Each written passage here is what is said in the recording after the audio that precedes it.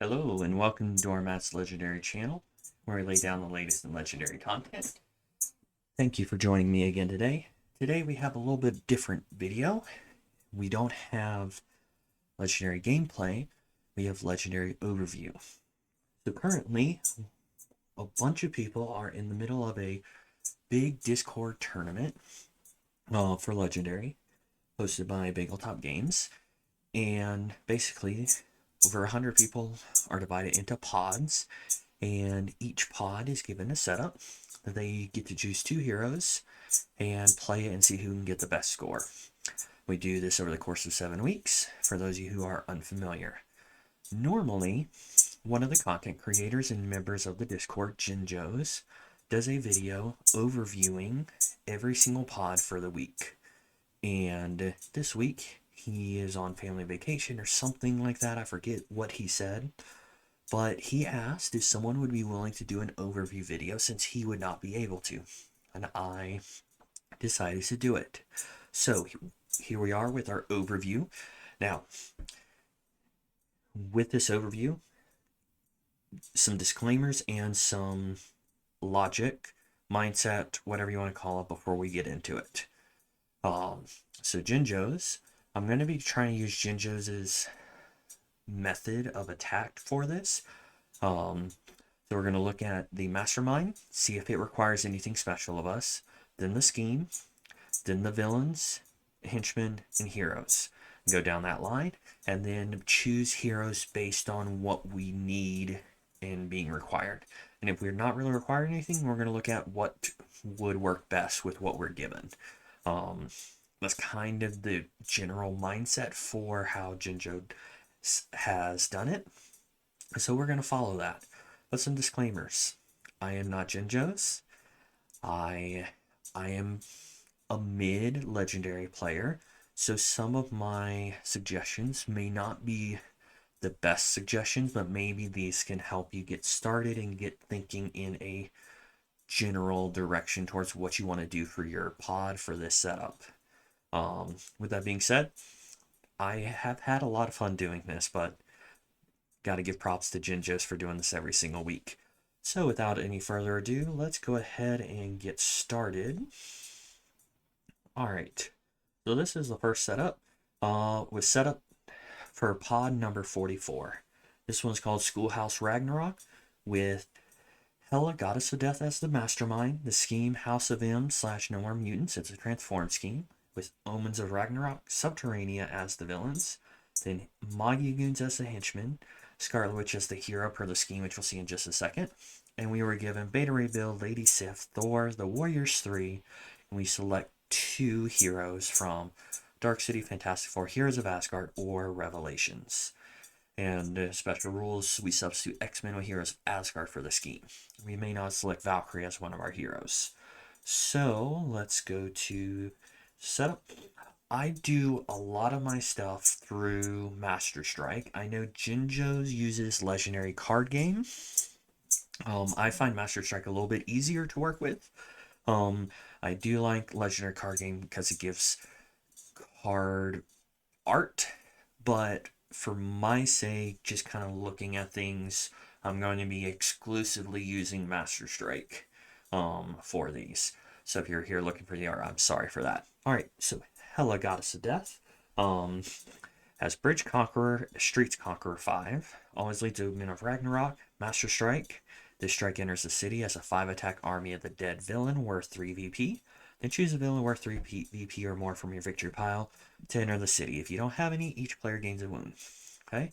And then we have our Mastermind Tactics there. I'm going to pause on them for just a second. I'm not going to read every single card because this will be a really long video. It's going to be a long video anyway. So Hela, she gets stronger thanks to villainous weapons and Conqueror. Okay?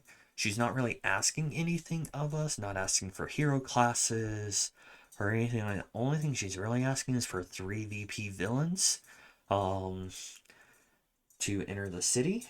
But that'll just come as we are fighting it. So the scheme, House of M, that's 8 twists. Hero deck is 4 Heroes of Asgard, because we're substituting X-Men for Heroes of Asgard here, and 2 non-Heroes of Asgard teams.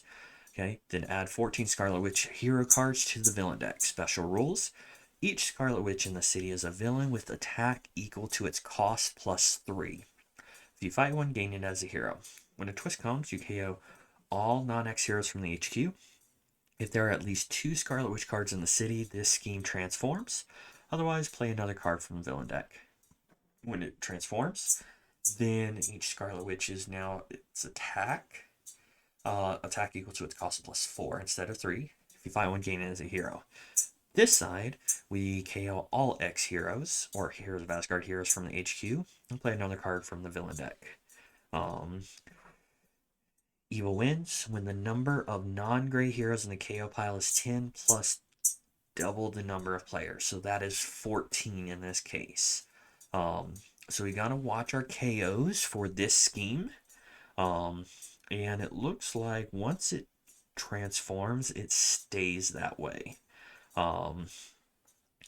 So this is all about managing your KOs of non-gray heroes. Now, Omens of Ragnarok is our villain group. Has a lot of conquer, has some villainous weapons. And stuff like that. But it's not really asking much of us. In the Subterranea, there's not much going on here. They have Burrow, which means if the streets are empty, I believe that's what it is. Yeah, if the streets are empty, then you move it to the streets when you fight them. That's what Burrow means. So these have a nasty habit of coming back. Magigoons, Bribe, which means you can use any combination of attack and recruit to fight them. Fight KO one of your heroes. And then this is the hero cards of the Scarlet Witch that's going to be in the villain deck. And these are the heroes that we were given. Beta Ray Bill, Lady Sif, Thor, and the Warriors 3. And so we were told to choose 2 that are not that.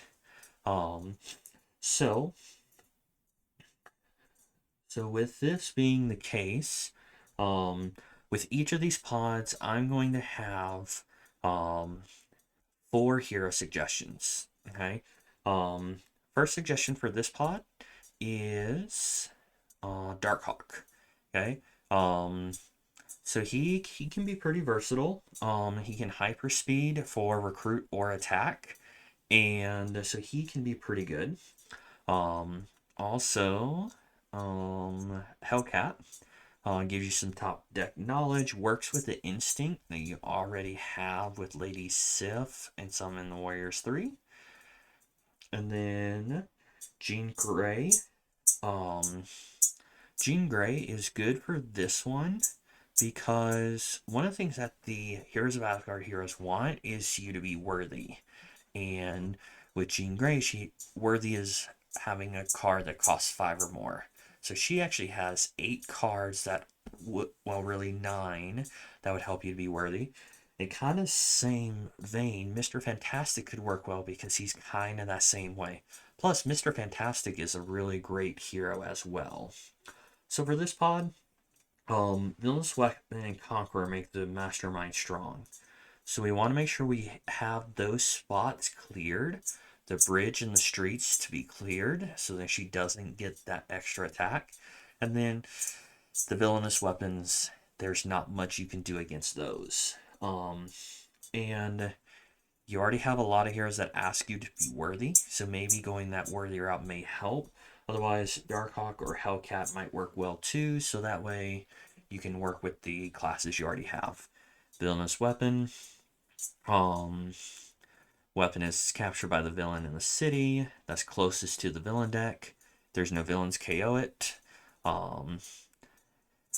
When you fight a villain or mastermind holding any number of weapons, put all those weapons into your discard pile as artifacts. So that is basically how villainous weapons work.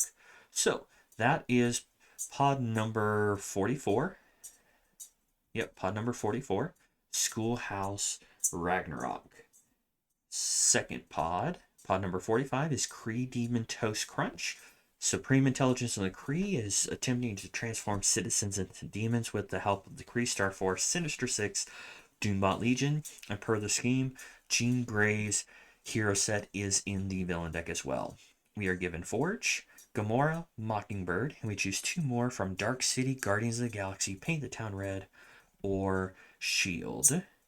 So let's go to Master Strike for Kree-Demon Toast Crunch. So Supreme Intelligence of the Kree, they'll be gaining a shard every Master Strike. Then each player reveals their hand, discards each card with cost equal to and 1 more than the number of shards on the Supreme Intelligence. This one is also another one that's not really asking much of us. It's not asking for any costs or classes. The scheme is transform citizens into demons. I really do enjoy this scheme. It can be a little bit difficult, but I like kind of the manipulation, I guess is the word. So there's 8 twists, and there's the 14 Jean Grey cards in the villain deck with no bystanders. On a twist, we take 5 bystanders from bystander stack, put it face down next to the scheme, and bystanders are demon goblin villains. They have 2 attack. Players can fight these demon goblins to rescue them as bystanders. Then each Jean Grey card counts as a goblin queen. It's worth 4 victory points, and it has attack equal to its cost, plus the number of demon goblins stacked next to the scheme. So and evil wins when 4 goblin queen cards escape. So there's kind of a nice little balance between make sure there's not too many demon goblin villains so you can defeat the goblin queen. And so just got to watch for escapes on this one. Kree Star Force, once again, not really asking much of us.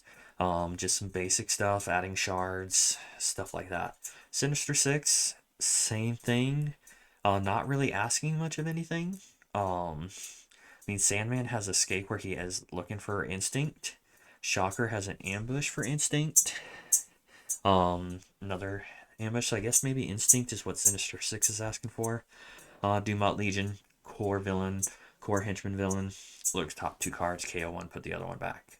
In case you're wondering what the cards for Jean Grey, that is going to be in the villain deck, here it is. And then here are the heroes we're given. Forge, Gamora, and Mockingbird. So Forge is a great hero set. So we already have a good amount of tech with just Forge. 14 cards of it, and if you can get his rare, you can defeat the Mastermind once for free.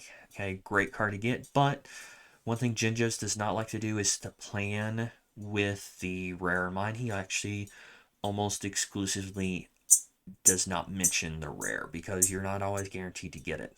But even without the rare, discard and draw 2 cards. Any villain you find in the sewers gets -2, versatile 3. So versatile is nice because you choose attack or recruit and you get that. Okay, and then Gamora, gain shards. It's pretty much what she does. Mockingbird does some undercover shenanigans with shield level and stuff like that. So really what we're looking at, we have 15 instinct cards. So really we want instinct, covert, or tech. So looking at our heroes that we have, Phil Coulson actually works well because he gives us more of the covert and he helps us to build Mockingbird a lot more, make Mockingbird more of a linchpin.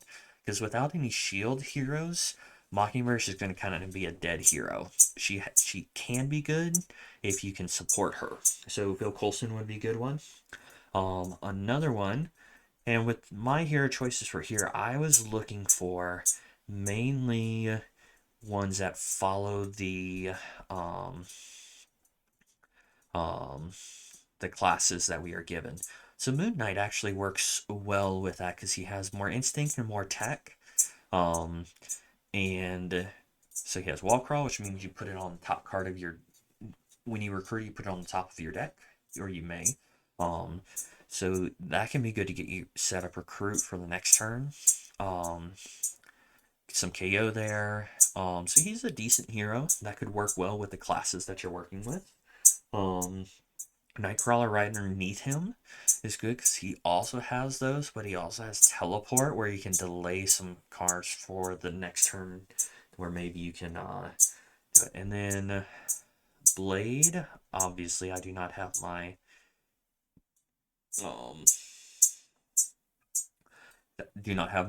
hero suggestions in alphabetical order. But Blade, he allows you to manipulate the city, which with this scheme, manipulating the city may help you to avoid an escape of a Goblin Queen villain. So that's why I suggested him. Plus, he gives you some of the classes that you're looking for already with Forge and some of these others. So, in summary, the Mastermind will be gaining shards, but you need to make sure that no Jean Grey cards escape. One, you don't want escapes in the tournament anyway, but also, there might be some nickel and diming you have to do with like the goblin villains, the bystanders that cost 2 attack. But if you can manage the Jean Grey cards, then I'm sure you'll do just fine. The Kree is not a super difficult one. I mean, he has 9 attack, which could be more based on the shards, but some of the hero choices may help eliminate some of those shards. Like, I know Nebula actually takes shards from people. Is Nebula one of the ones in this one? No, she is not. But we'll get to Nebula in another one. But with this one, we have a lot of good options. Dark City has a lot of great heroes in it. Guardians of the Galaxy has some good heroes too. All right, next pod number 46. Yep, 46 is Shadow the Fledge-Hog. I just love the names of these. So you have Shadow King as he corrupts the next generation of heroes with Shadow X, Great Lake Avengers, Mandroid as the henchman, Captain America's Secret Avenger, Magic, and the Stepford Cuckoos.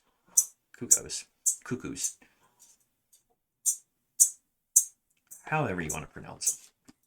And we have Civil War, Messiah Complex, Secret Wars Volume 1, and X-Men to choose from. So let's take a look at our scheme here. All right, our Mastermind leads Shadow X, Master Strike KO all heroes dominated by Shadow King. Then each player chooses a non-gray hero from their discard pile. Shadow King dominates those heroes. So he's going to get extra attack based on domination, which means, let me just pull it up. That's one thing I like about this here. Say dominate. This means put those heroes under its enemy, gets +1 for each hero it's dominating. And then when you fight it, you get to choose those heroes. Any excess go to the KO pile, I think. Yeah, KO any excess dominated heroes. Some of his cards do add additional domination, but he's not really asking much of us here either. Scheme, corrupt the next generation of heroes. 8 twists, add 10 sidekicks to the villain deck. Special rules, sidekicks in the villain deck and city are villains. Their attack is 2 plus the number of twists stacked next to the scheme. So the longer you go, the stronger they will get. They're at a base 2 attack, but for every twist, they will get more and more, where they will get up to 10 attack by the end of it. When you defeat a sidekick, gain it to the top of your deck. Okay, note to the top of your deck. Twist 1 through 7, each player returns a sidekick from the discard pile to the sidekick stack. Then 2 sidekicks from the sidekick stack enter the city. So we got to be careful of that, because twist 1 through 7 can kind of push the city along, and if you're not careful, you can get some escapes. Twist 8, all sidekicks in the city escape. Evil wins when 4 sidekicks escape. So you just want to kind of keep an eye on those sidekicks with this scheme, is kind of what it's asking us here. Then the villains we have, Great Lake Avengers. We got these two have size changing, so it'd be nice to have those. But I mean, their attacks aren't too terrible. If you're able to get it, great. If not, this is just revealing top card of the villain deck. If it's a villain or bystander, he re-enters. And you can't fight Squirrel Girl if you played more than 1 card this turn. And then she has an escape with fortifying. But there's not much that's being asked here. Maybe strength and covert. Shadow X, all of Shadow X are villains that you can gain as heroes, with each of them having X gene, and of each of the classes. So if you wanted to, I mean, you could try to build for that, where you have multiple classes, because X gene cares about those classes in your discard pile, and then also has a trap as well. So once again, not much is being asked of us. Mandroid gets +1 for each other Mandroid in your victory pile, and then KO one of your heroes. So he will also get stronger as you go along. And we are given Captain America Secret Avenger with covert, strength, instinct, divided card, tech, and his rare is a ranged.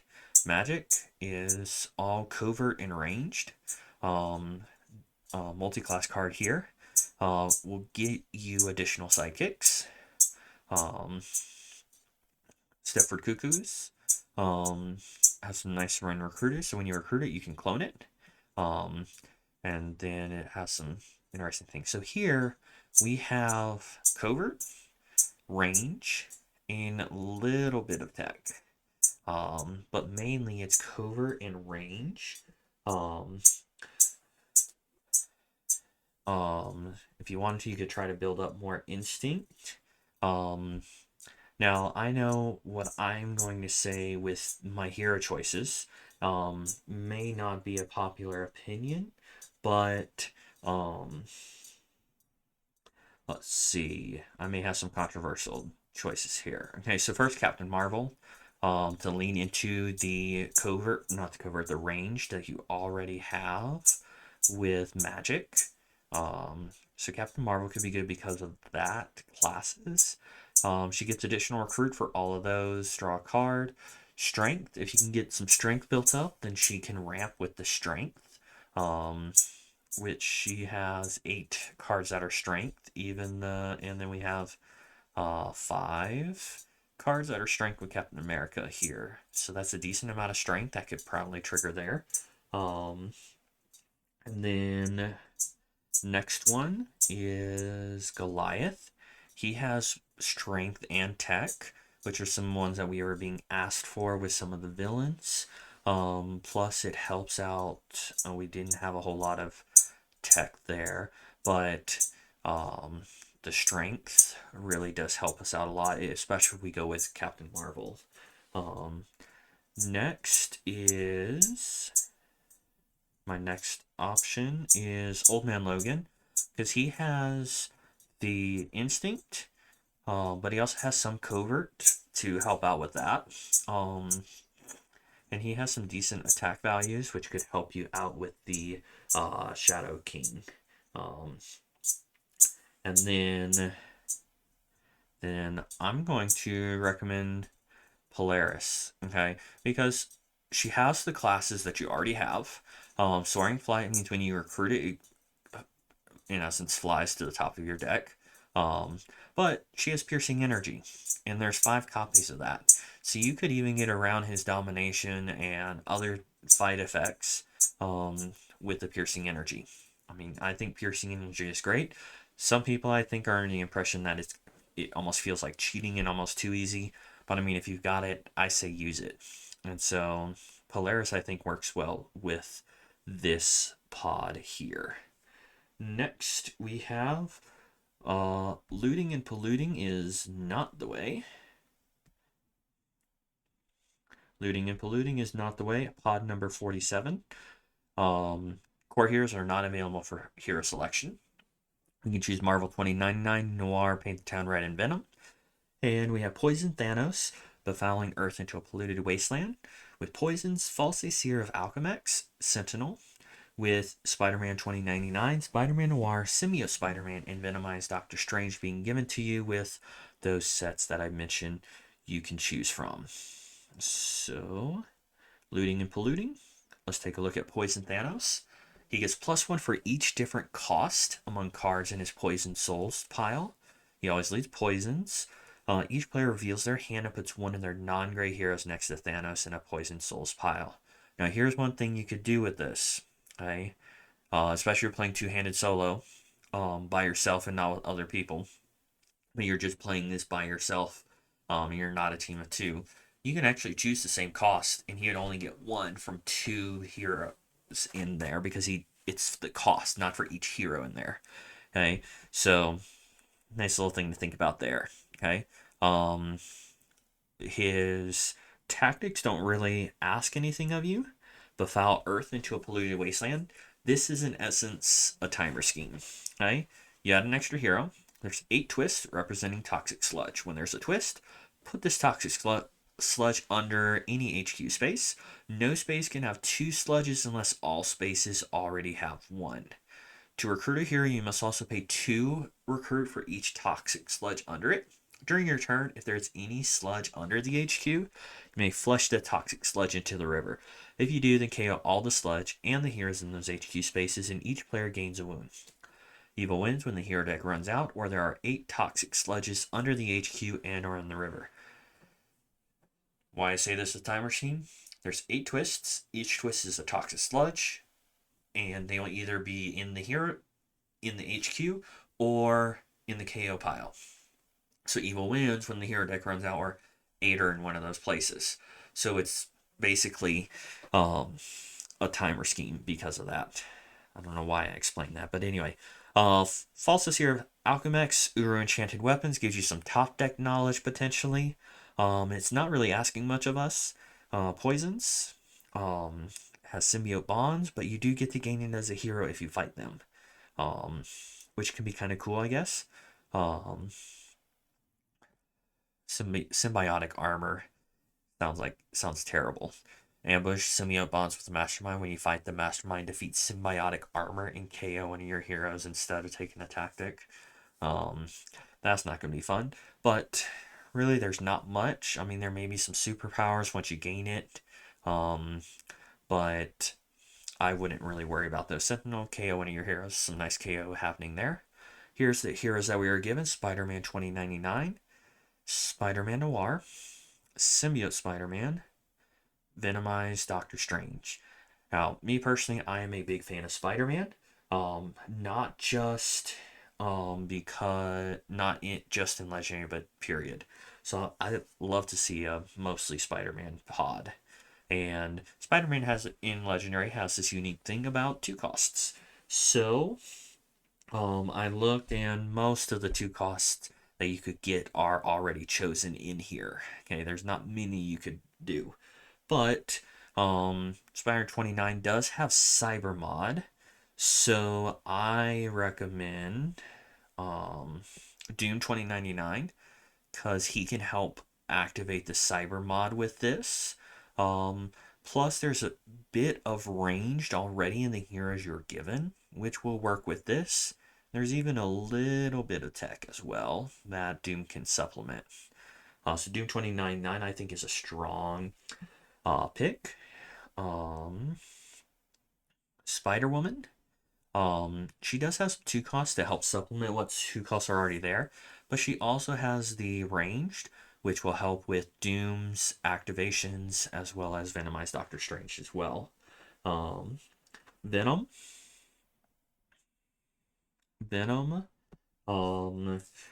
Has Instinct, which can help with some of the cards. There's not a lot of Instinct. There's about 14 cards there. But he gives you a lot more. And he even has a ramp, kind of, where you can get additional attack for each other cards you played with that specific icon. If you can get that card there. And then Ravage. Ravage is probably one of my... I just love the 2099 expansion.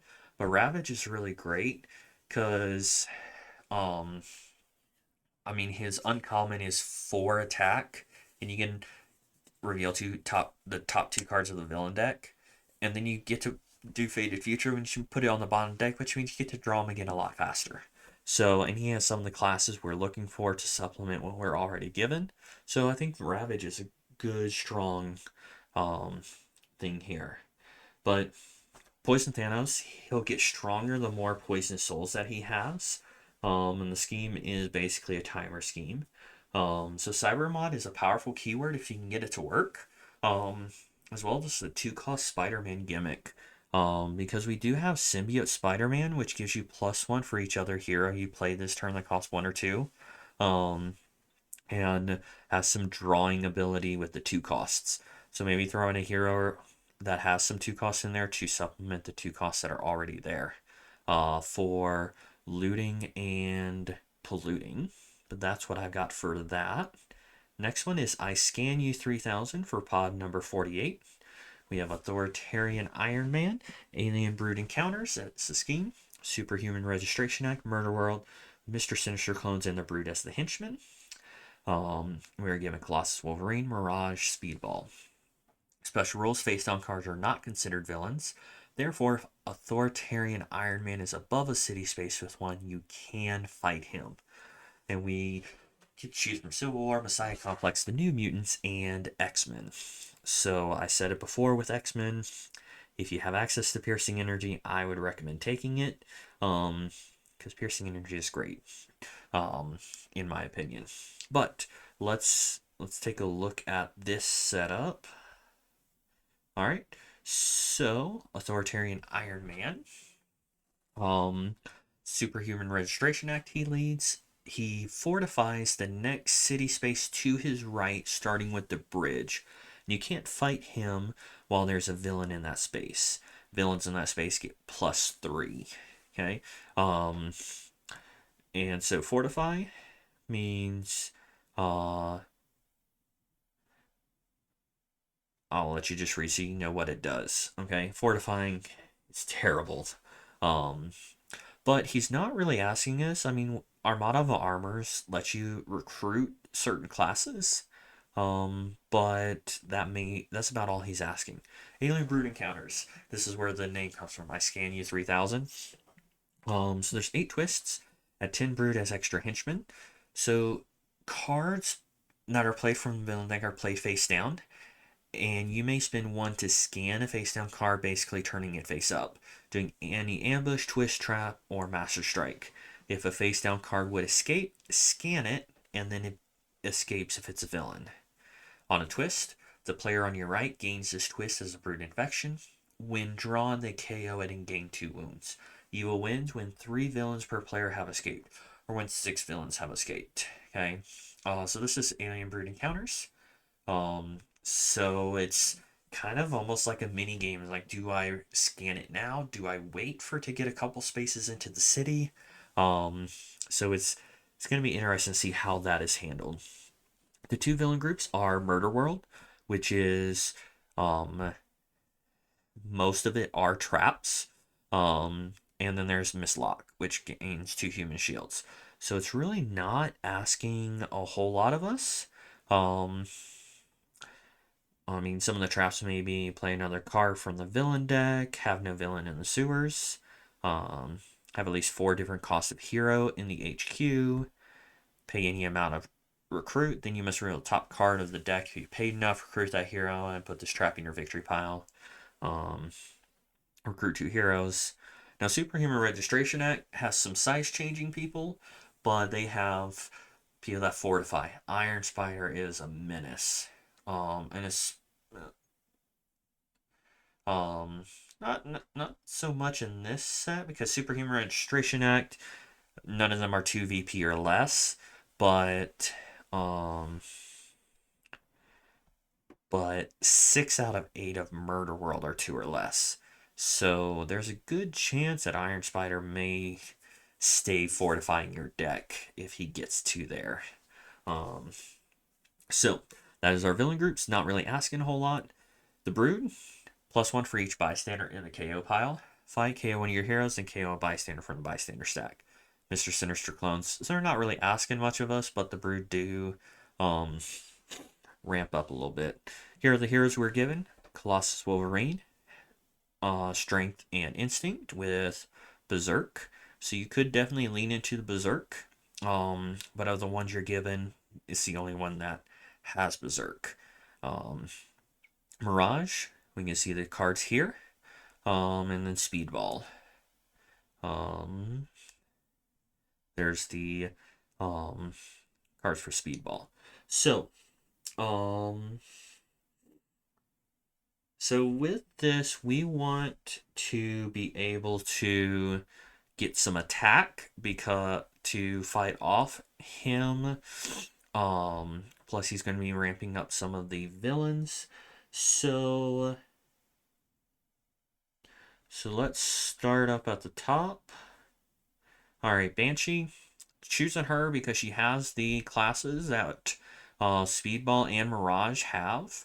They have a lot of range and covert, and that's what she has. Plus, she has piercing energy, and I've already made it clear my thoughts of piercing energy, which can work really well, especially because he's fortifying a place we can't fight him. Piercing energy actually gets through that.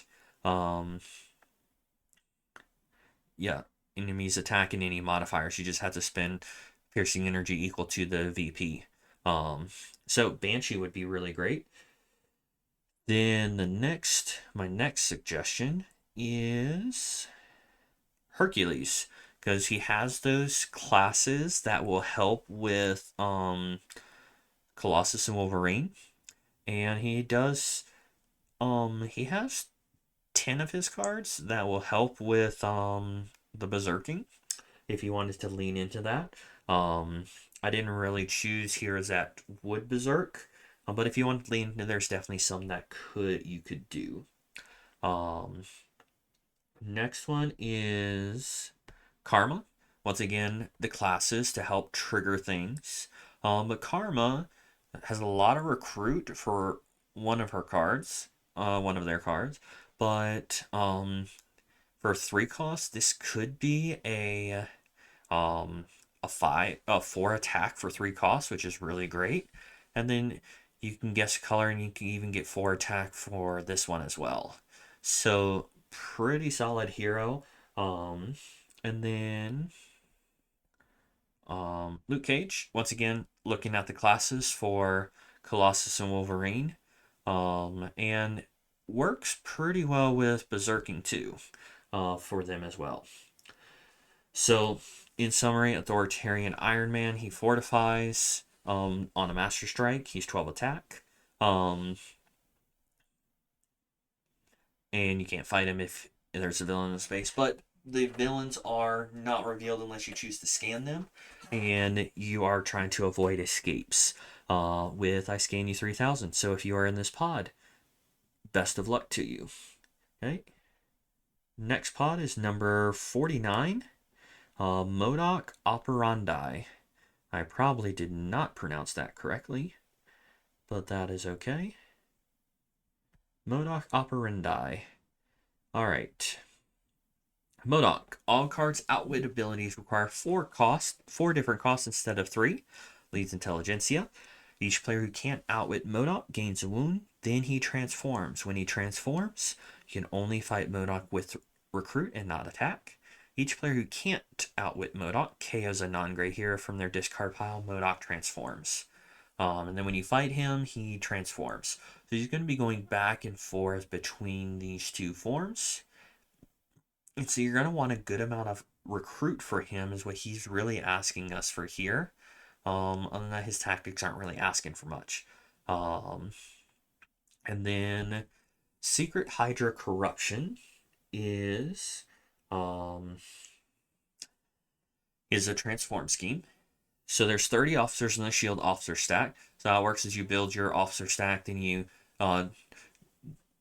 basically deal out 30 random officers face down from that stack to build this. 2 to 3 players, there will be 9 twists. Special rules officers stacked next to this scheme are Hydra sympathizers. You may pay 3 recruit to have the player of your choice gain 1 as a hero. For each twist in the KO pile, including this one, put a card from the shield officer stack next to the scheme, then it transforms. Officers next to the scheme are 3 attack, Hydra traitor villains. When you fight one, return it to the officer stack and KO one of your heroes. For each twist in the KO pile, put a card from the shield officer stack next to the scheme. Then if Evil hasn't won yet, the scheme transforms. So this one is going back and forth. Evil wins when there are 15 officers next to the scheme or the shield officer stack runs out. So You want to kind of balance when you are getting rid of these, because on this side, you do 3 recruit and you gain it. On this side, you do 3 attack and it is returned. So you want to make sure you don't have 15 officers stacked next to the scheme, but also that the thing doesn't run out. So it's kind of a managing and watching out. Make sure you don't. Now with the villain groups, Emissaries of Evil, not really asking much of you. They don't even have a fight effect. They all are just ambushes, which just reveals the top card of the villain deck, and then something happens if it's a certain type. Intelligentsia has Outwit, but is really also not asking much of you either. Deaths has, once again, Outwitting. Outwit is a big thing with the villains in this setup, and here are the heroes that we are given. But keep in mind, if you do decide to go into the Outwit, you do have to have 4 different costs rather than the normal 3. So you have Kyera, with hers there, Captain Marvel, Agent of S.H.I.E.L.D., and then Deathlock, another S.H.I.E.L.D. hero with S.H.I.E.L.D. level that we may want to consider. So, alright, so let's see. Rick Jones is my first suggestion. Let's find Rick Jones. So Rick Jones is S.H.I.E.L.D., and so he will work pretty good with Deathlock, because Deathlock is S.H.I.E.L.D., and then he does have some tech just like Rick Jones does, and he has some pretty good cards as well. I mean, especially if you can transform into A-Bomb. You discard a card and get 5 attack. That's going to be really good to help hit. Next one is, if you want to really go all in on the S.H.I.E.L.D. level, Rick Jones does help out a lot with Deathlock, but I would also recommend Quake or Coulson.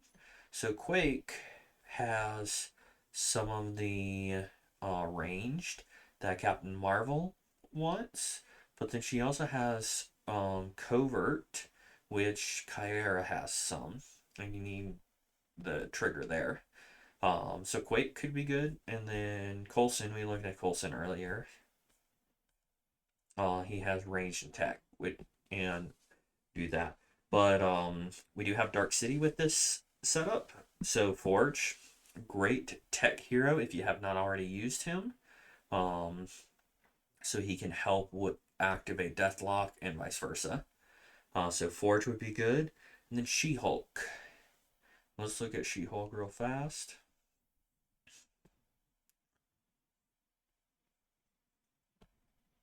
She-Hulk. She has 4 recruit, so she would be really good to help with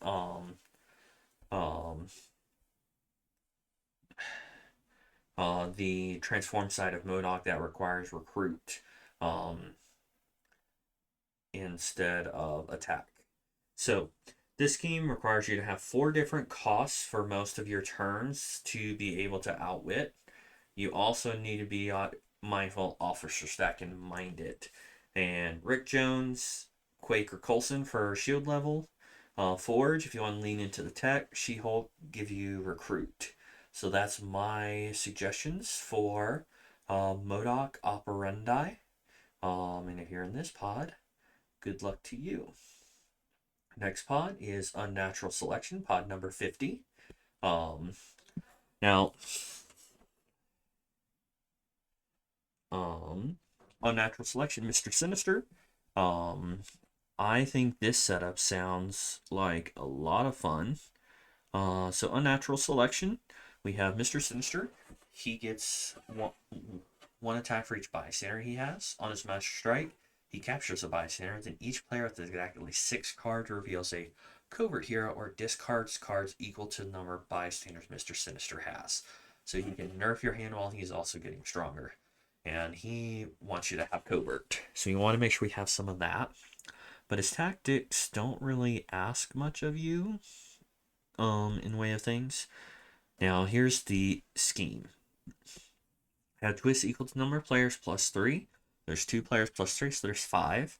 There's an extra henchman group of 10 cards of Zeragen experiments. All Zeragen experiments also have Abomination. Which if we look back at the sheet, that's the Magia Goons. So the Magia Goons also have Abomination. Okay, choose a hero in the HQ that doesn't have a printed attack of 2 or more, put it on the bottom hero deck, then play 2 cards from the villain deck. And when there are 6 villains in the escape pile, you lose. Okay, so here's the villain groups. So we have Killmonger's League, which none of them have a fight effect. But this is going to be pretty tricky because some of these, like Malice and Prey, you cannot fight them if they have more than 0 attacks. So you have to wound them. So you can, instead you may spend attack equal to her attack to wound her and rescue a bystander. So wounding is you put a wound on there, 1 attack less. So you got to do that multiple times to get these defeated. Baron Macabre and Venom don't have that, so that is something that is going to be spending a lot of attack on those. The Marauders, they just have bystanders and some ramping abilities, so there's not much bystanders, ambush, and some ramping abilities. So not much being asked of us there. Then here are 2 henchmen, Phalanx. We might want to have some tech. The Magia Goons, fight KO on your hero's bribe. Fight them with any combination of attack or recruit. And they also have Abomination, which means they get the printed attack of the card beneath them in the HQ. Here are the heroes we are given: Bishop, Human Torch, and Karnak. Karnak gives you extra recruit, extra attack when you recruit them, so that's nice. There's a lot of ranged in this. So when I see a lot of range and I have Dark City as a choice, my immediate suggestion is always going to be Iceman. If you have not used him yet, I recommend him because when you have a lot of ranged, this card can get ridiculous, especially if you have some drawing aspect in there. And then Professor X is another one of my recommendations. I love Professor X. Professor X is probably one of my favorite. Not necessarily because he's like a super powerful hero. It's just his rare is just so funny to me. Whenever you defeat a villain, you gain it. And I just love the fact of just defeating a bunch of villains and using them to take out the mastermind. That's just great and hilarious to me. And I don't know if that's the only reason why I like Professor X, but I like him because of that. So he does also have some ranged, which can also help with Iceman, if you wanted to combine those two.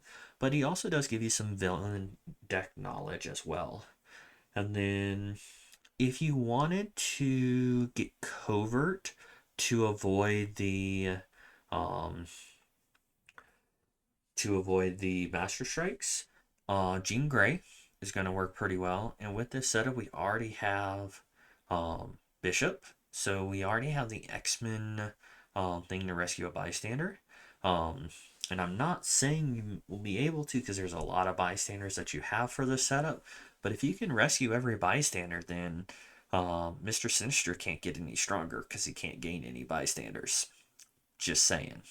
But you have like 45 or 50 bystanders. So that'd be one big bystander engine to be able to do that. But regardless, it's there.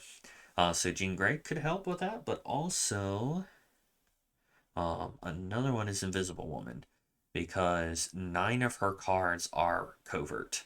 And she has some pretty good ones. Some KO, Focus 2, you can rescue a bystander, but you can only use it up to 4 times this turn.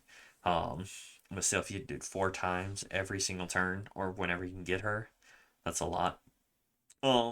So Invisible Woman could work well with that.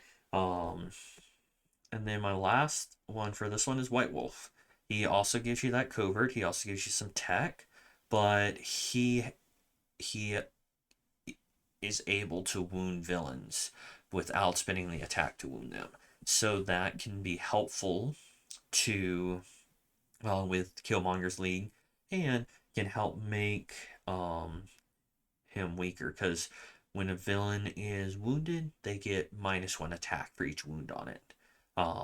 So White Wolf could be good to help combat the League.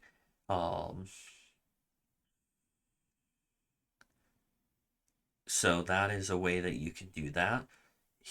He so the only way that he can wound the Mastermind is with his rare. So you may not want to rely on him to wound Mr. Sinister, but he could definitely wound the villains in the villain deck and in the city. But Mr. Sinister, he'll get stronger with the bystanders, and you can wound with some of the hero choices because Black Panther is in here. But you need covert to avoid the Master Strike. The villains don't ask a lot, but keep in mind that the Mighty Goons do have Abomination. So that is Unnatural Selection, pod number 50. Then we got Discount Baron's Safari for pod number 51. And that's this one here. All right, so you are fighting Immortal Emperor Zhengzhou. He has 7th Circle of Kung Fu. Each player reveals a hero that costs 7 or more, or they discard down to 3 cards. So he's wanting you to have rares. 7th Circle of Kung Fu means you have to have a card that costs 7, or he gets 7 additional attack. Or Nth Circle of Kung Fu, whatever the N number would be, is what cost you have to reveal. Otherwise, they get that much attack. Okay, he's wanting M.O.D.O.K heroes, Marvel Knights heroes, but that's pretty much what he has for rares and Marvel Knights. So, Throne of the Barons of Battle World is the scheme. 8 twists. First 7, villain in the city or escape pile with the highest printed attack ascends become a new mastermind. Gets +2 attack to its base. It gains the ability Master Strike. Each player discards a card with cost equal to this mastermind's printed victory points. In the twist 8, the villain in each player's victory pile with the highest printed attack ascends the same way. And evil wins when there are 6 masterminds. So we start out with 1, and then we could be getting some more throughout this. The way you can avoid this, where this doesn't become a timer scheme, is by defeating those masterminds that come up, or by making sure there's no villains in the city or escape pile when a twist comes up. I know not much you can do about that. But villain groups is Kunlun. So you see 5th, 6th, 3rd, 4th. So these are wanting cards of those costs. Otherwise, they get that much extra attack. And 2 of them have fight effects, but they're not really asking much. Heralds of Galactus, Cosmic Threat, which you probably want Cosmic Threat for some of these. So you want those 4 classes at least. And then Magma Men could be coming back, depending on when you fight them. Reveal a top card of the villain deck. If it's a Scheme Twist or Master Strike, they re-enter. The 3 heroes you're given is Scarlet Spider, Star-Lord, and Time Traveling Jean Grey. And because of how unlikely it is you'll get a rare, plan on 14 attack on the Mastermind most of the time. Now you'll notice we are not given any Marvel Knights heroes. So you've got to make the choice. Do I throw in 1 and hope I can avoid some of the Master Strikes because of it? Or do I go all in and do both my heroes as Marvel Knights to make it better of a chance? Or do I just not go in with that as all? That's the choice you've got to make. Okay? But we need large attack values or a way to ramp it up. And then the classes to help with that. And right now in ours, we have a lot of covert. So we may not want to look at covert. We want to look at some of these other ones that are lesser, like strength, instinct. Instinct still has 10. Range is okay. For the heralds, we want range, instinct, covert, and strength. So we've got a little bit of ranged, about 8 or 9 of ranged. Instinct, we got 10. So you can see some of those classes we want, right? So first one I would recommend is Beast. Beast gives you 14 cards of strength and tech. Um, Now you don't really need tech for the heralds, but he does give you strength, and he does have the ramp of you get +1 for each strength and tech if you get his Doctorate beatdown, which can be really, really good. So Beast is a strong hero. Um, and if you get another card that can draw cards, then that will help you out as well. Um, Now, Secret Wars Volume 2 is here, which means if you wanted to, you could lean into the 2-cost spiders. Um, and probably, um, if you wanted to lean into the spiders, Symbiote Spider-Man is a must because he has that ramp of +1 for each card, each hero that costs 1 or 2 this turn. So your starter cards, the shield troopers and agents don't count. But the other ones do, and you only have one other choice. So you have Silk and Gwen, um, Spider Gwen and Silk. Spider Gwen does a lot of patrolling, which um, it can be hit or miss. Um, so Spider Gwen and then Silk has Spectrum, has a lot of different classes that could help out. So I think in the long run, Silk can be better because she has more draw cards and we're not so dependent on an empty city to get value from it. So I would recommend if you want to go with spiders, Silk and Symbiote. Now, Mr. Fantastic would be a good person to pair with Beast because of all of his tech. Um, and he can ramp up pretty good too. Um, Plus, he can draw you some cards and stuff like that. Um, so that is good. And then my final suggestion for this one would be Drax. So Drax has an artifact of once per turn, which could work with Star Lord, and then he has some other. He has some strength and some instinct to help you out. So those are some things to think about for Discount Baron Safari. So good luck on that pod. Next pod is Nova O'Reilly. This is actually the pod that I'm in, so I am really excited to play this one. This one seems to be a lot of fun. Here we go. So our mastermind is Wasteland Hulk. He gets +3 for each of his mastermind tactics among all players' victory pile. So he's 7, then he's 10, 13, 16, 19 by the end of it. So he's going to be a beast to fight by the end of it.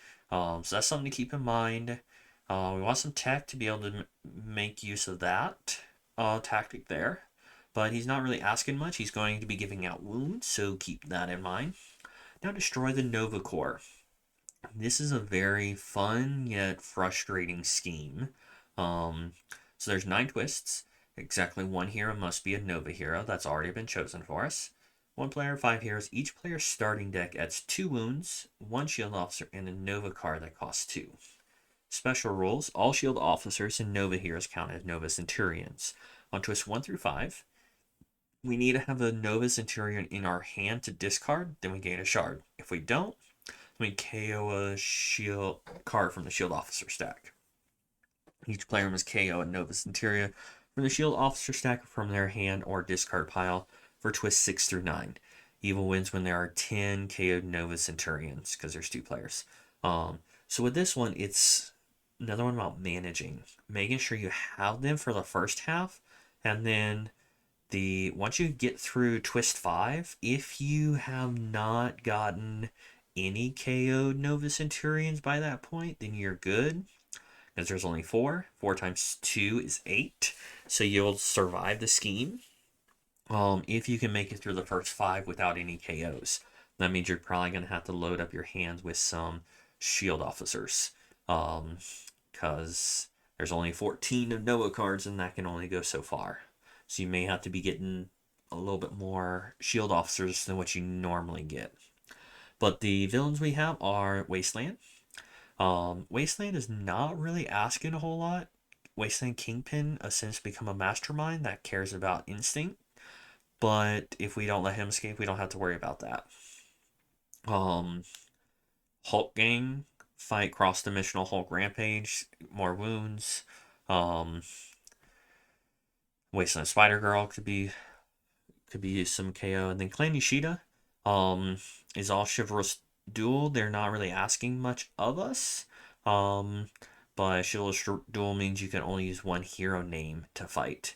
And the Universal Church of Truth gives out shards to different people, different villains in the city. So the heroes that we are given are Multiple Man, 8 tech, and 8 tech and 6 instinct. Then Nova, the cards that we have to have. So 8 8 tech and 6 ranged. Now here is a really good card. Draw 3 cards. Your mastermind gains cosmic threat this turn. That is going to be huge if we can get it, but we don't want to build around it because we may not ever see this card. So to an extent, this is almost a trap for some people because they build towards this, but then they never get this card. So be careful if you're planning on building around that. Then we got White Wolf. We saw him before. He has tech and covert. So there's already quite a bit of tech in here. So the tech, so if we can get this with a lot of tech, then that could be really good. Because cosmic threat. So it's just -3. Okay, so it takes 3 off from because it's only 1. If it was more, it'd be 3 per each symbol. Okay, so it may actually not be as good as you might initially think, or I might even initially think. Okay, so who would I suggest for this one? So we may want to have some X factor because well, that's the rare, so we may not even really need a whole lot of X factor. But instinct would be a good one to build on. Tech maybe, but I mean we really have plenty of tech. Maybe some Wakanda for this one here. May want to lean into the instinct or the ranged or the covert a little bit. So who would I suggest? Well, first one I think is an absolute must with the way that this is set up is General Okoye. So she gives you that instinct with 10 of her cards, gives you some strength, and then her rare is a covert. Okay, but the big reason why I think she is a must is because of Lead the Door Melage. You may gain a shield officer. If you remember, we need those to counteract the scheme. And instead, you may KO a shield officer or wound from your hand to get +2. So when we don't need those shield officers anymore, we can start KOing them to get extra attack, or we can even get rid of the wounds.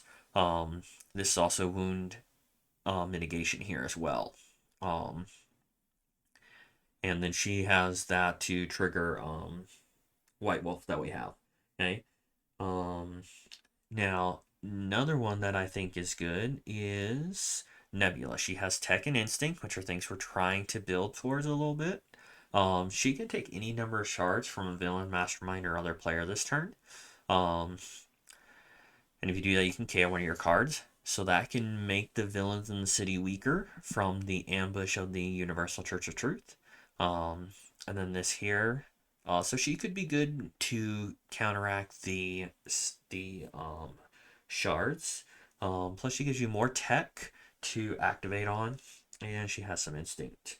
And then Richter, if we wanted to, Richter would be pretty good. He gives you more of those ranged cards, but he has Shatter on his common, and then on his rare, which means you take the attack and cut it in half. He also has some Instinct, um, so he could be a good choice.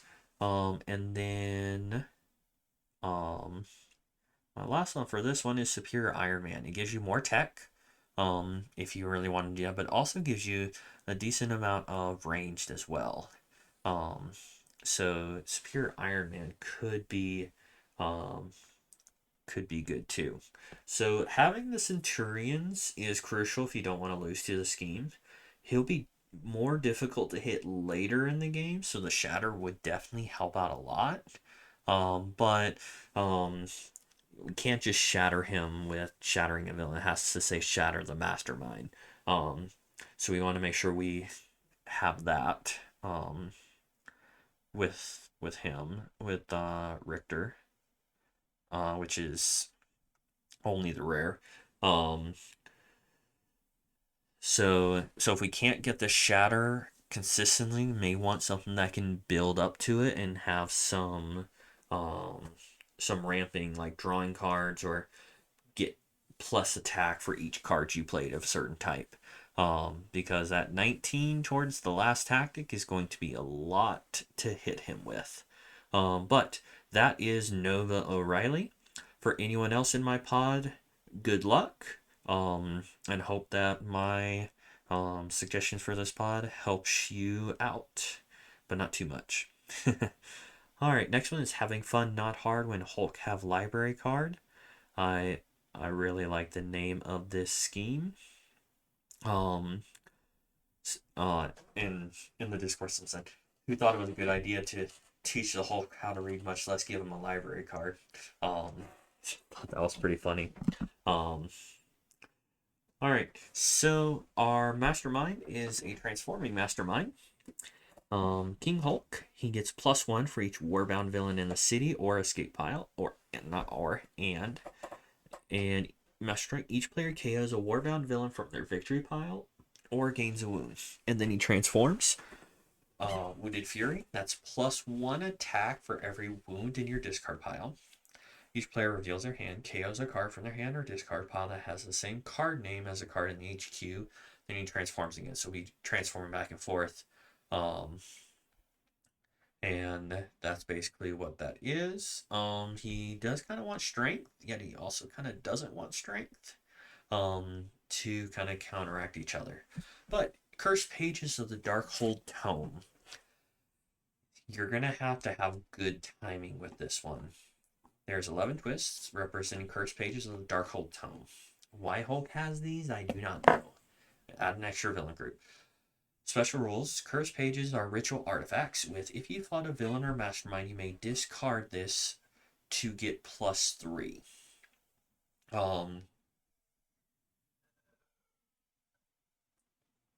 So put this curse page next to the mastermind, plus a curse page from any player's controller discard pile or the KO pile for this turn only. First time you find a villain or mastermind, put one of the mastermind's curse pages into your discard pile. So the way it reads,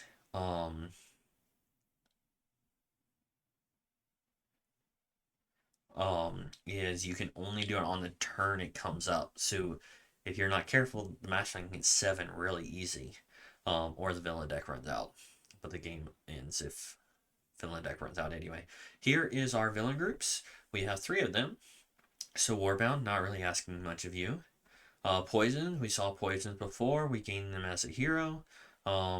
If we fight them and they hit symbiote bonds, once again, not really asking a whole lot of us. But the Fear Lords, if you're not careful, this is where you're going to get escapes.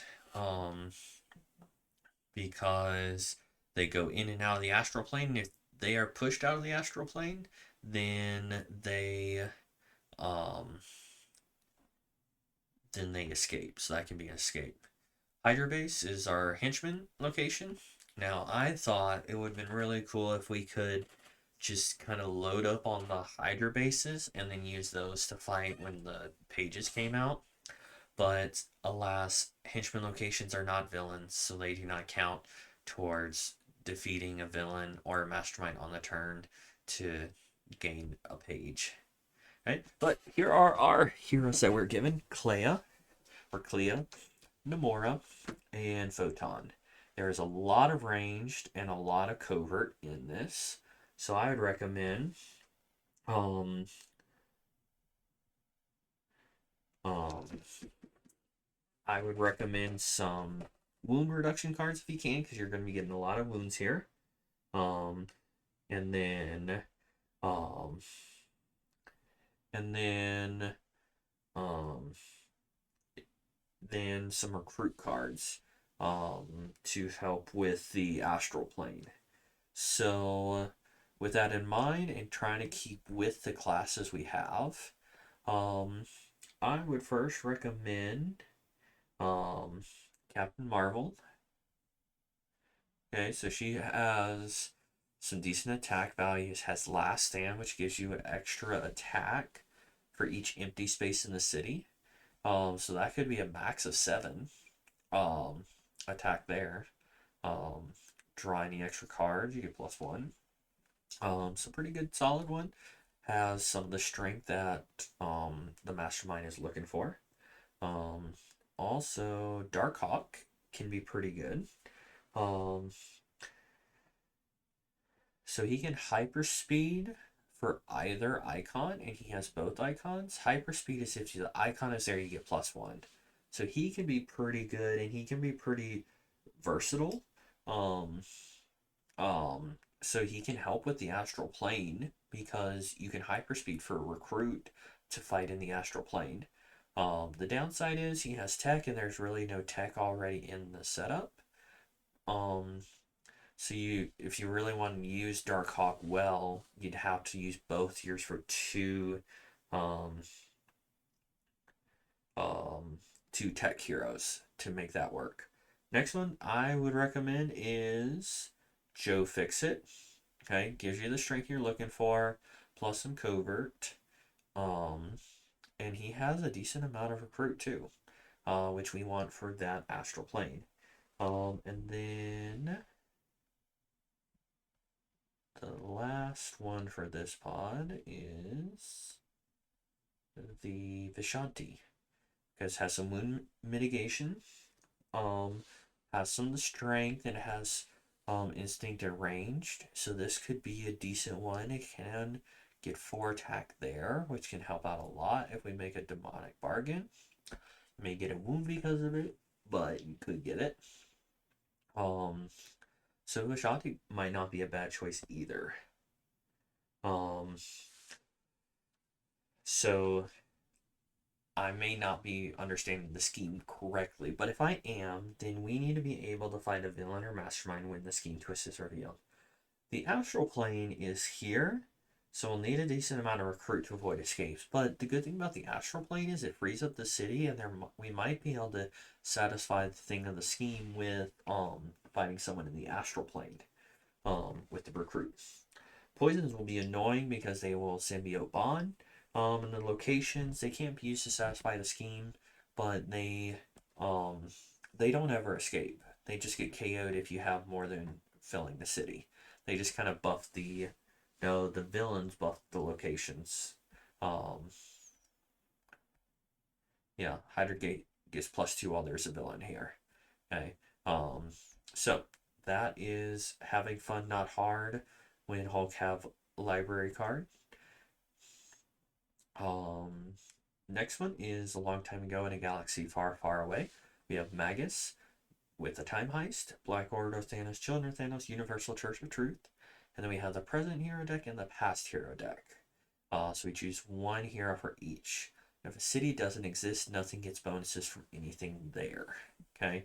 That'll make sense in just a second. We have Annihilation, Into the Cosmos, Marvel Studios, the Infinity Saga, and Noir as the hero sets we can choose from. And so let's take a look at this one here. Is it this one? Yes. All right, so we have Magus. He has +1 for each villain in the city that has any shards. So the Universal Church of Truth will help to buff him up. Master Strike, if there are any villains with shards in the city, each player gains a wound. Then this strike enters the city as a Cosmic Wraith villain worth 4 attack with worth 4 VP, then put a shard on each villain in the city. So he's going to be caring about shards. He has asking for covert in one of his tactics. Time heist. So there's 11 twists. Use 4 heroes in the hero deck, plus 4 other heroes to make a past hero deck. Above the board, make room for an alternate city called the Past. It's a normal 5 spaces from sewers to bridge. The Past has its own Past HQ filled by the Past hero deck to start play as if the Past city HQ and hero deck don't exist. So we're using the present to start with. Twist 1, 3, 5, 7, 9. The odd twists. Until the next twist, move the villain deck next to the Past and play as if the Past city HQ and hero deck exist while the normal ones do not. So every other twist we're switching between the two. And twist 10, evil wins. So this is a timer scheme. Kind of nice with it being a time heist and a timer scheme. 2 villain groups are the Thanos villain groups. Black Order of Thanos has Danger Sense and Ambush. And then Children of Thanos have In-Game. And In-Game is when the villain deck holds 8 cards per player. So when there's 16 cards left in the villain deck, then it's In-Game for this one. And this one has 8 unique cards, but none of them are really asking anything.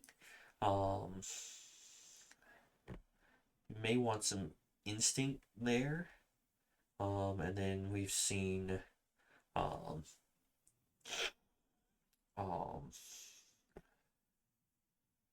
seen this one before. Okay. Now the heroes that we're given is Black Panther. Doctor Strange, Luke Cage Noir. Is this the past or the present? This is the present. So this is the one that'll be starting.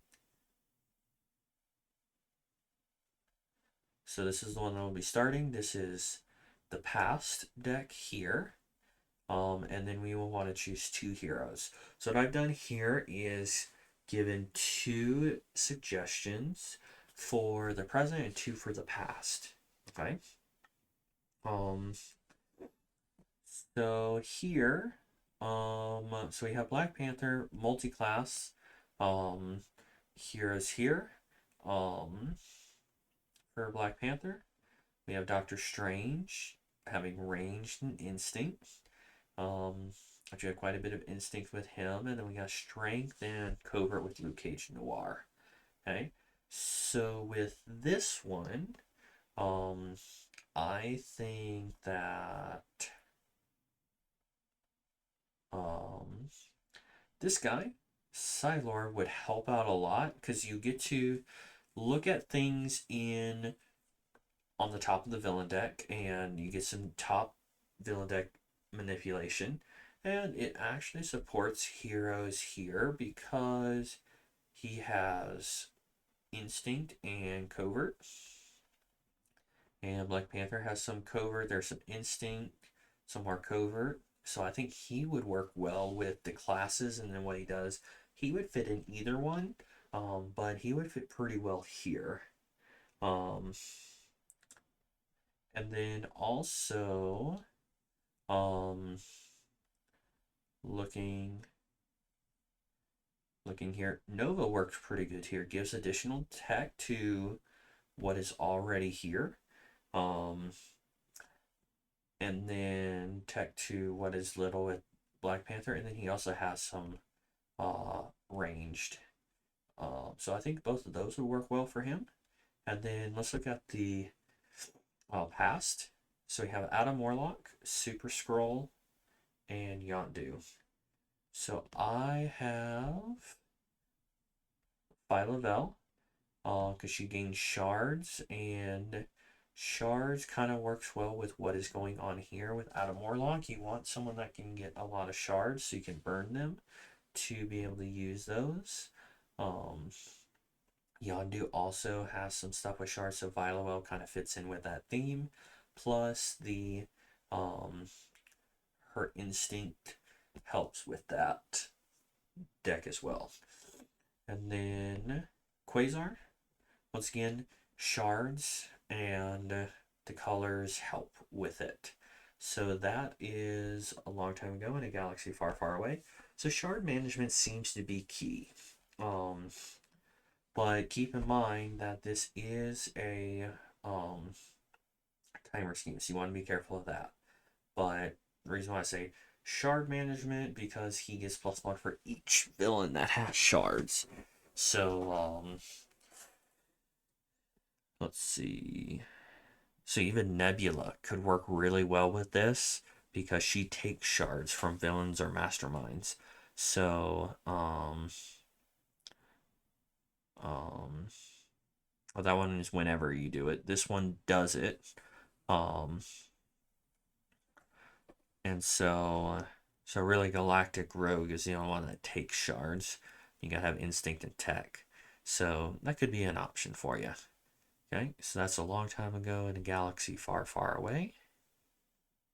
Does this look infected? We have Evil Deadpool, and this is pod number 55. Evil Deadpool, Annihilation Conquest.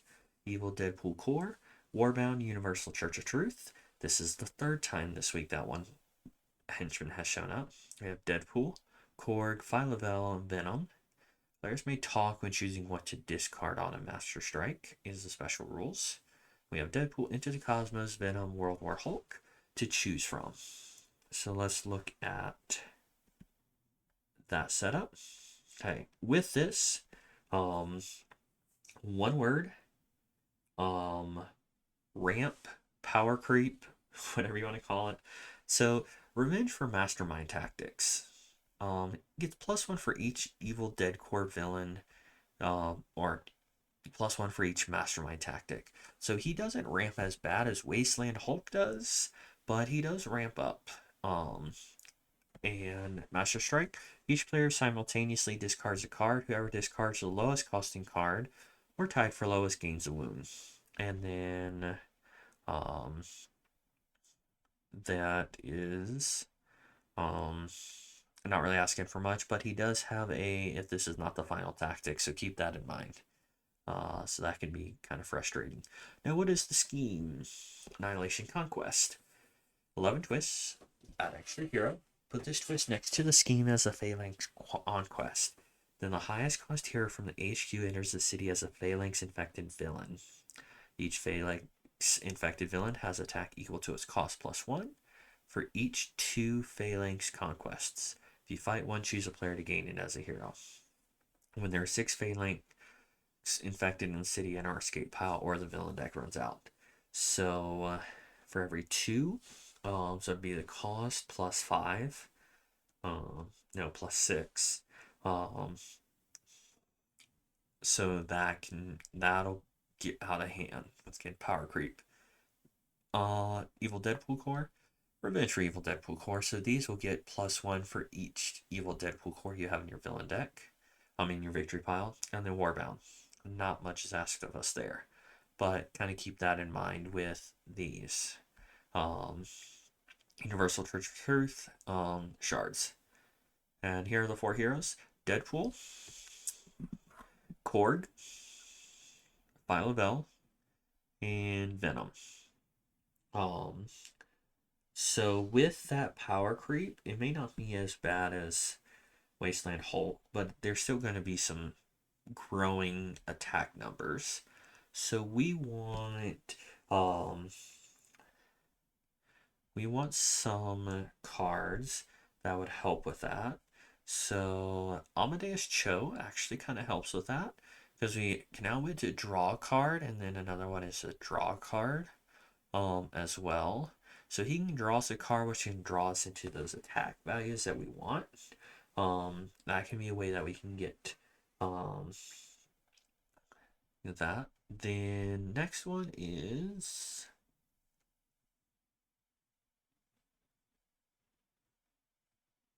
Ronin. Um, Ronin could be fun because he has Contest of Champions as 4 attack. We can gain some shards to draw some cards. And so Contest of Champions could be a fun way to do. I know not everyone likes that keyword. But if we can have some tech, which in this we have just a little bit of tech. Um, so maybe he's not the best, but it could be fun to play with him. And then Stingray. I mean, you could add Stingray with Ronin to get more tech to help make sure that contest goes off without a hitch. But Stingray has some drawing a card abilities um, and then his rare does have a little bit of a ramp. If you can end up getting that, but like I said earlier, we don't want to bank on that. Um, so, and then last one, Scar, Son of Hulk. So he has some instinct with Wounded Fury. So if you have a lot of wounds, then he could work very well because it's +1 for each wound in your discard pile. So that could work pretty well. But yeah, this setup is just gets harder to hit the more you defeat. So I recommend heroes with Smash or Draw a card to get more attack into your hand. Um, Even a combination of those two would work well. So does this look infected? Good luck on this one. Next one is the Nate of Spades. We have Strife. Wager at Blackjack for Hero Souls with MLF, Weapon Plus, Mongu Goons. And we have Brainstorm, Colossus, Electra, Phantom X, and Iron Fist as our heroes here. We can choose from Annihilation, Dark City, Midnight Suns, or Weapon X. Once again, Dark City is being able to be used, so that can be a lot of fun. Here we go. Native Spades. So we have Strife. He gets +1 for each Master Strike stack next to him. Each player reveals an X-Force hero or discards a card at random. So we might want some X-Force. This, we're just playing blackjack. So on a twist, we reveal cards from the hero deck, adding up their costs until you choose to stop or your total exceeds 21 where you bust. If you bust, Mastermind wins the wager. Then it's Mastermind's turn. He reveal cards and count the cost. When it hits 17, he stops. As soon as it's at 17 or more. If their total exceeds 21, then they bust. If they got closer to 21 than you did, then they win and you lose. If no one busts, then you win the wager if your total is higher than Mastermind's total. If it's higher, then they win. If you win, you gain one of the revealed heroes that cost 6 or less. If he wins, then we stack one of the revealed heroes next to the scheme as a wagered soul, and you lose when there are 4 wagered souls. So there's really no way to kind of get around this than just by luck. You might be able to stack the top of the hero deck potentially, but Rainfire, you want to make sure he doesn't escape because he's a Master Strike, which will increase the amount of attack that Strife has. Weapon Plus has Weapon X Sequence. I really like Weapon X Sequence because you get +1 attack for each sequential cost you have. Same thing as here, they get +1 attack for each sequential cost in the HQ. But not asking much. My Goon showing up again with Bribe. So here are the heroes that we are given. Brainstorm. Brainstorm is basically kind of a copy of Doctor Doom in a way, especially with the rare, but can be a pretty good card. Good hero set, has tech and ranged. Then Colossus, Electra, and then Phantom X. I love Phantom X. We actually have some nice 1 costs, some 2 costs, some 3 costs. We're missing a 5 cost. Otherwise, we have costs from 1 to 9 in just these heroes. With the exception of 5, we have costs from 1 to 9. which means if you could somehow get all 10 costs from 0 from your starter cards all the way to 9, that would be insane amount of attack. Now, is that going to happen? Most likely not, but it's fun to think about. Okay, I like Weapon X sequence. So, what heroes would I recommend? Well, with what we have here, we have a bit of tech with Brainstorm and Phantom X.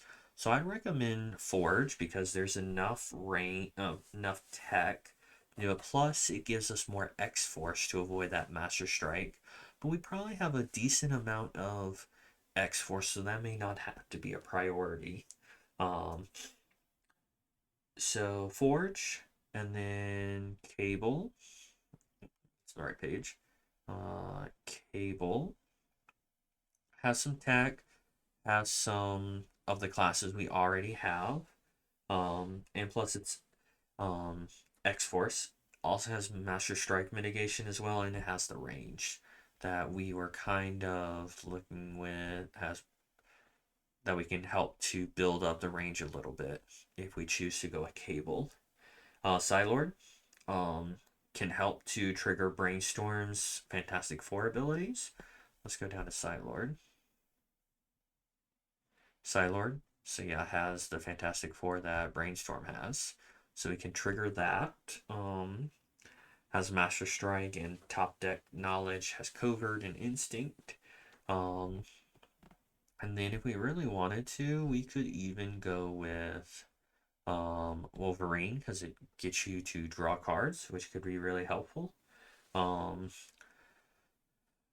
but or you can even go with some of the Weapon X heroes. All of them are pretty good, and you could build into the Weapon X sequence. But yeah, this scheme is about the cost of the hero deck. Half the villains care about the cost of the heroes in the HQ. You could try to work around it, or you could just embrace it with Weapon X sequence. But yeah, Strife. If you can mitigate some of those Master Strikes, that'd be great. But good luck to y'all in the native Spades. Uh, Next and final pod is the Postprandial Somnolence with Nightmare and Deadpool Wants a Chimichanga, with Fearlords, Intergalactic Party Animals, Genitsu Jotunheim, with Apocalyptic Black Widow, Solo, and Venompool. And we can choose from Deadpool, Doctor Strange and Shadows of Nightmare, Marvel Studios What If, and Venom. And so, let's take a look at our final pod. Okay, so we have Nightmare. When you fight Nightmare in the astral plane, instead of revealing a tactic, KO one of your heroes and Nightmare moves to the mastermind space. He leads Fear Lords, and on a master strike, he enters the astral plane. If he was already there, each player discards a random card. And escape. Each player KOs one of their non-gray heroes. Nightmare moves to the mastermind space. So he can be pretty crazy. This is going to be an astral plane kind of one. Now, Deadpool wants a chimichanga. There are 6 twists, 12 bystanders in the villain deck. Each bystander represents a chimichanga, but they're also a bystander. They're chimi standard, bychanga. I don't know. Nobody eats just one. Whenever you play a chimichanga from the villain deck, play another card from the villain deck. Okay, so this will be a little bit faster of a game because of that. Twist, put each chimichanga from the city into the escape pile. And each player shuffles a chimichanga from their victory pile back into the villain deck. Any player who cannot do so gains a wound, and evil wins when 6 chimichangas are in the escape pile. So, it's just managing. It's not really a timer scheme, but you gotta be careful about your chimichangas or chimistanders or bychangas. Fear Lords, they enter the astral plane, could be an escape if some pushes them out of the astral plane. Just keep that in mind. Intergalactic Party Animals, some of them ascend to become a mastermind. But yeah, some cross-dimensional party rampaging, but not really asking a whole lot of us. And then the henchman for this one I do not have, so let's go back and look at what that one was. Oh, the Giants of Jotunheim. So the Giants, just so you can look at it, each player discards the top 3 cards of their deck. You may KO Gray Hero from your discard pile. Then the heroes we're given is Apocalyptic Black Widow, which cares about bystanders, which might be good for the setup. Then we got Solo, which is an okay hero. Venom Pool there. Alright, so we have a bit of tech, a little bit of range, some strength and covert. So with this one, we could definitely go with Killmonger Spec Ops. We kind of have the classes for him already, with Venom Pool and the other heroes. But he has Liberate, which Liberate means if a villain has a bystander, you get that much attack to put at any villains that have a bystander or the mastermind. So that can be very helpful because of all the bystanders we're going to get into. So Killmonger, or any of the ones from What If that give Liberate, but Killmonger is one of the big ones that does it.